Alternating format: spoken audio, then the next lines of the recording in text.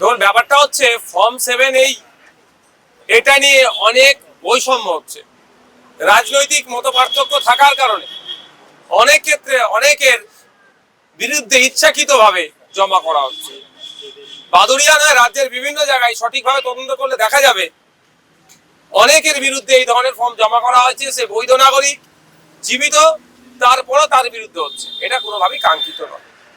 সংবিধান যেখানে আর্টিকেল 326 আমাকে ভোটদানের স্বাধীনতা দিয়েছে, অন্যায়ভাবে অহেতুকভাবে ফর্ম 7 দিয়ে সাংবিধানিক অধিকার কেড়ে নেওয়ার যে অপচেষ্টা চলছে, আমি চরম বিরুদ্ধে।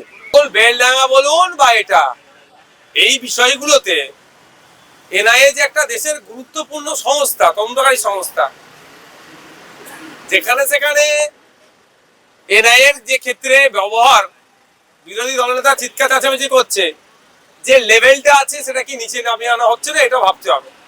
আর বেলডাঙ্গার ক্ষেত্রে আমি এটা জোর গলায় বলছি, যাদেরকে গ্রেফতার করেছে বর্তমানে তাদের অধিকাংশকে খোঁজ নিয়ে দেখুন। তারা নিরহ ধরে শুধু সংখ্যা বাড়ানো, আজকে সংখ্যা বাড়ানোর চক্করে পড়ে মমতা ব্যানার্জির দলে পুলিশের, মমতা ব্যানার্জি পুলিশের চক্রে সাধারণ মানুষকে না জানাবে। আর যখন অর্ডার হয়ে গিয়েছে, এনআইএ যখন দায়িত্ব পেয়েছে, তাকে সহযোগিতা করাতে হবে। এটা যুক্তরাষ্ট্রীয় পরিকাঠামোর মধ্যে পড়ছে। প্রথম কথা বলছি, উনি জানেন না, ওনার কাছে তথ্য নাই। পশ্চিমবাংলা সরকারের আইএস আছেন, আইপিএস আছেন, পশ্চিমবাংলা অলরেডি ডিউটি করছে, ডিএসপি আছেন, বিসিএস অফিসার প্রচুর আছেন, যাদের মাদ্রাসা ব্যাকগ্রাউন্ড আছে। হরিচাঁদ ঠাকুরের নাম উনি জানেন নিশ্চিতভাবে। ডক্টর রাজেন্দ্র প্রসাদ থেকে শুরু করে স্বাধীন ভারতের প্রথম শিক্ষামন্ত্রী, প্রচুর নাম দিতে পারবো যাদের ব্যাকগ্রাউন্ড মাদ্রাসা। প্রশ্ন ওখানে নয়, প্রশ্ন হচ্ছে চিন্তা ভাবনার মানসিকতা। শিক্ষা প্রতিষ্ঠান সম্পর্কে কুরুচিকর মন্তব্য করে রাজনৈতিক ভাবে বেঁচে থাকতে চাইছে এরা। এটা জানিয়ে রাখতে চাই যে মাদ্রাসা শিক্ষা ব্যবস্থা সরকারি পশ্চিমবাংলায় আছে, প্রায় 50% টিচার্স নন মুসলিম। তো একটা ছেলে যদি সমাজ বিরোধী তৈরি হয়, তার টিচারদের নিশ্চিতভাবে অবদান থাকবে।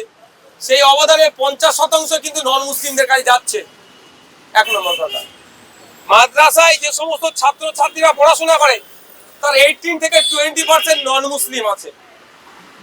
তাহলে 100টা যদি ছাত্র থাকে টোটাল মাদ্রাসাতে, অন্যায় অপকর্মের সাথে যুক্ত, তাদের ভাষায় কোড আনকোড ক্রিমিনাল, সমাজ বিরোধী, তাহলে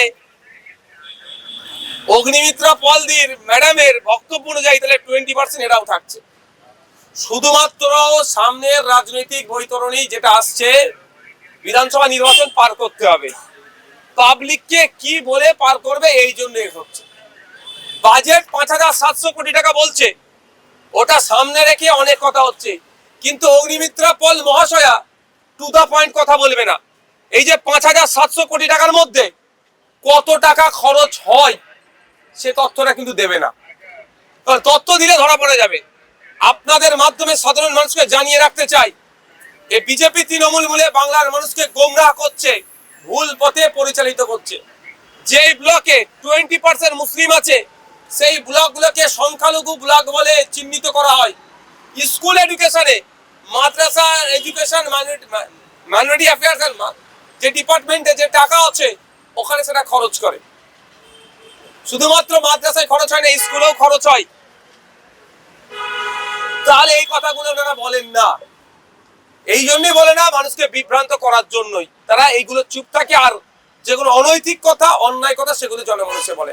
এখন দেখার বিষয়, রাজ্য প্রশাসন মাননীয় বিধায়ক মহাশয়ের বিরুদ্ধে কি ব্যবস্থা গ্রহণ করে, আর কত রকম ভাবে বিক্ষোভ করলে সরকারের টনক নড়বে।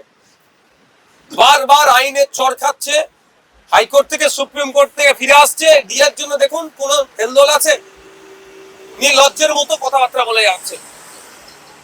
NSQF teacher, MSK, SSK, para teacher, শিক্ষা বন্ধু, আইটিসি কম্পিউটার থেকে শুরু করে যারা আছেন, বিভিন্ন ক্ষেত্রে এই সিভিল ডিফেন্সে যারা, তারা তাদের অধিকার পাচ্ছে না, বাধ্য হয়ে তারা জামা খুলে প্রতিবাদ করছে। এতে কি টনক নড়বে? প্রোটেস্ট করতে হবে। তবে অনুরোধ এটাই করব, এই যে সরকার চলছে, এই সরকারকে যতক্ষণ না আপনি চেঞ্জ করতে পারবেন, এই দুরবস্থা থেকে মুক্তি পাবেন না। তবে এই সরকারকে চেঞ্জ করে কেন্দ্রে যে সরকার চলছে তাকে যদি নিয়ে আসা হয় ওই একই হবে, কড়া থেকে চুলেই পড়বে। বিকল্প সরকার আমাদেরকে সুযোগ দিন, যেগুলো আছে সমস্যা সিস্টেমেটিক সায়েন্টিফিক ওয়েতে আলোচনার ভিত্তিতে এই সমস্যাগুলো সমাধান করব। সমকাজে সমবেতন সুপ্রিম কোর্টের যে গাইডলাইন আছে সেটাকে মান্যতা দিয়ে ধাপে ধাপে সমস্ত সমস্যা সমাধান করে দেবো। আগামীকাল আমাদের রাজ্য কমিটির মিটিং আছে, সেখানে নিশ্চিতভাবে জেইউপি নিয়ে আলোচনা হবে। কারণ ইতিপূর্বে আলোচনা করেনি এই জন্যই, জেইউপি পার্টির প্রতিষ্ঠাতা বা চেয়ারম্যান স্যার যিনি আছেন তিনি বেশ কিছু অবান্তর কথা বলেছিলেন, সাম্প্রদায়িক কথা আমাদের মনে হয়েছিল, সেই জন্য আমরা তার কাছ থেকে এড়িয়েছিলাম। তিনি 31শে জানুয়ারি তার বিগত দিনে যে সমস্ত মন্তব্য করেছেন তিনি প্রত্যাহার করে নিয়েছেন, ক্ষমা প্রার্থী হয়েছেন। স্বাভাবিকভাবে তাহলে আলোচনা করা যেতে পারে। আগামীকাল আমাদের রাজ্য কমিটির মিটিং আছে, এই বিষয়টা থাকবে। দেখুন এই যে এসআইআর পর্বে যা নাটক চলছে, বিজেপি তৃণমূল মিলে এই নাটক তৈরি করছে, সামনে শুধু নির্বাচন কমিশনকে দাঁড় করিয়ে রেখেছে। তোর পার্টির পক্ষ থেকে তো দেওয়া হয় সেটা থাকবে, তাতে তো কোনো সমস্যা নাই। আর বিএলও যদি ভোটার স্লিপ ভোটারদের বাড়িতে পৌঁছে দেয়, নিশ্চিতভাবে আপনি জানে রাখবেন তারও সাম্মানিক সরকার প্রোভাইড করবে, সেই ইসিআর এর মাধ্যমে হোক, সেন্ট্রাল গভর্নমেন্টে হোক আর স্টেট গভর্নমেন্টে হোক, তার সাম্মানিক নিশ্চিতভাবে পাবে। নির্দিষ্ট সময়ের পরেও যদি 6 মাস এক্সটেন্ড হয় কোনো গভর্নমেন্ট, ভোট কথায় রাষ্ট্রপতি শাসন হয়ে যাবে নির্বাচিত একটা সরকারের বিরুদ্ধে, সেটা আমি পক্ষপাতী না। আমি তৃণমূলের কঠোর সমালোচক। গণতন্ত্রকে মান্যতা দিতে হবে। বরঞ্চ নির্বাচন কমিশনের কাজ হবে ভোট চুরিকে আটকায়, ভোট চুরি আটকে দিক, সবটা ক্লিয়ার হয়ে যাবে, পিকচার ক্লিয়ার হবে। এই নির্বাচন কমিশনের এই পদক্ষেপটাকে আমরা স্বাগত জানাচ্ছি। সম্ভবত 117টা কেন্দ্র করছে। ফার্স্ট চয়েস হচ্ছে ডিএম অফিসগুলো, ওখানে জায়গার যদি সংকুলন হয় তার পরিবর্তে এসডি অফিসগুলোতে। সরকারি অফিসে করলে এই যে গণনা কেন্দ্রে যে হিংসা চালানো হয়, গণনা কেন্দ্রের আশেপাশে যারা থাকে তাদের মধ্যে আক্রমণ হয়, এক প্রকার গুন্ডা রাজ চলে, মাফিয়া রাজ চলে, এটা বন্ধ হবে। স্বচ্ছতার সাথে গণনা হবে, এটাকে আমি ওয়েলকাম করছি। আমার কথা বাদ দেন, আমার রাজ্যের যিনি এখন চিফ মিনিস্টার আছেন, আমি যদি ভুল না বলি, তিনি বারবার সওয়াল করেছিলেন এক দফা ভোটের জন্য। এক দফা ভোটের আমি পক্ষে, তবে সাথে সাথে কথা বলি উপযুক্ত পরিকাঠামোর দরকার লাগবে। নালে সকাল 7টা থেকে ভোটার লাইন হবে, এক দফা ঘোষণা করে দিয়ে বেলা 10টা ইভিএম মেশিন পৌঁছাচ্ছে, ও কাজ না হয়। পর্যাপ্ত পরিমাণে ফোর্সও দিতে হবে, সেই ফোর্সের কি অ্যারেঞ্জমেন্ট করতে পারবে? শুধু এক দফা যতটা বলতে সহজ, ততটাই কিন্তু করতে কঠিন হবে। তবে আমি চাই স্বল্প দিনের মধ্যে ভোট হয়ে যাক। খুন খারাপি হিংসা মারামারি দেখবে যাবে শর্ট টাইমের মধ্যে হবে। আমি হিংসা মারামারির পক্ষে নয়, কিন্তু অনেক কমবে একটা।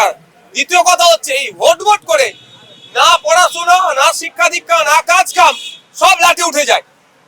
অল্প দিনের মধ্যে ভোট হোক, পারছেস। যাকে মানুষ চাইবে তারা সরকার গঠন করুক, বাংলার মানুষের জন্য ভালো করুক।